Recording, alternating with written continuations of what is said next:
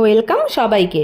আমি অপরূপা। আজ শেয়ার করছি আমার তৈরি একটি বিশেষ project, from earth to space, ISRO's glorious mission. এই রকেট আকৃতির ডায়েরির মাধ্যমে আমি তুলে ধরেছি আমাদের ভারতের গর্ব, আমাদের মহাকাশ গবেষণা সংস্থা ইসরোর আশ্চর্য মিশন ও মহাকাশ বিজ্ঞানীদের অসাধারণ অবদান। তো চলুন দেরি না করে প্রজেক্টটা নিয়ে শুরু করা যাক। Indian space research organisation, ISRO, 1969-এর 15 অগস্ট ডক্টর বিক্রম সারাভাই, যিনি ভারতীয় মহাকাশ গবেষণার জনক নামে পরিচিত, তিনি এটার প্রতিষ্ঠা করেছেন। আর এখানে রয়েছে ইন্ডিয়ান স্পেস হিরোজ এবং সায়েন্টিস্টরা, যাদের অবদান অনস্বীকার্য। আর এদের প্রচেষ্টাতেই ইসরো আজকে বিশ্ব দরবারে এক অনন্য স্থান নিয়েছে। আর এই হচ্ছে main attraction, rocket diary, mission ISRO.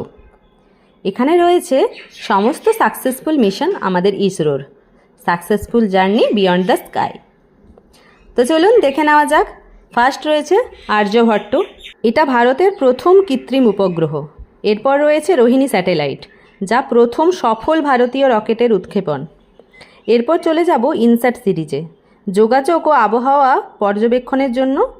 এরপর আছে মঙ্গলয়ান, যা ভারত প্রথম প্রচেষ্টাতেই সফল হয়েছিল। তারপর চন্দ্রযান 1, চাঁদে প্রথমবার জলের উপস্থিতির প্রমাণ। আর চন্দ্রযান 3, দক্ষিণ মেরুতে সফট ল্যান্ড। এরপর রয়েছে আদিত্য এল1, সূর্যকে পর্যবেক্ষণের জন্য ভারতের প্রথম মিশন। আর পিএসএলভি বিশ্ব রেকর্ড করেছে একসাথে 104টি স্যাটেলাইট উৎক্ষেপণ করে। তো এই হলো আমাদের ইন্ডিয়ার জার্নি এবং ইসরোর জার্নি। খুব গর্ববোধ হয় যে আমি একজন ভারতীয়। এবার ইসরো নিয়ে কিছু মজার তথ্য দেব। ব্লাস্ট ফ্রম দ্য পাস্টের ঘটনাটাই তোমাদের সাথে শেয়ার করব। এই দেখো, ইসরোর ফার্স্ট রকেট, যেটা সাইকেলে করে নিয়ে যাওয়া হয়েছিল, আর ফার্স্ট রকেট উৎক্ষেপণ হয়েছিল একটি চার্জ থেকে। মিশন মার্ভেল, মঙ্গলযান ছিল বিশ্বের সবচেয়ে সস্তা সফল মঙ্গল অভিযান। চাঁদে প্রথমবার জলের উপস্থিতির প্রমাণ কিন্তু চন্দ্রযান 1ই আমাদের এনে দিয়েছে। আর পিএসএলভি C-37 ওয়ার্ল্ড রেকর্ড করেছে।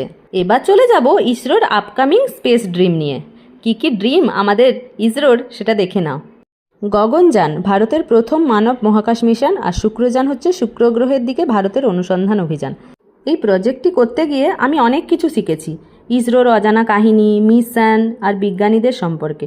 ইসরো আমাদের দেশকে বিশ্ব মহাকাশ গবেষণার দুনিয়ায় কোথায় যে নিয়ে গেছে তা ভাবলেই গর্ববোধ হয়। আমার প্রজেক্ট আপনাদের ভালো লাগলে অবশ্যই লাইক, কমেন্ট এবং শেয়ার করে সবার মাঝে ছড়িয়ে দেবেন। জয় Hind. Thank you so much.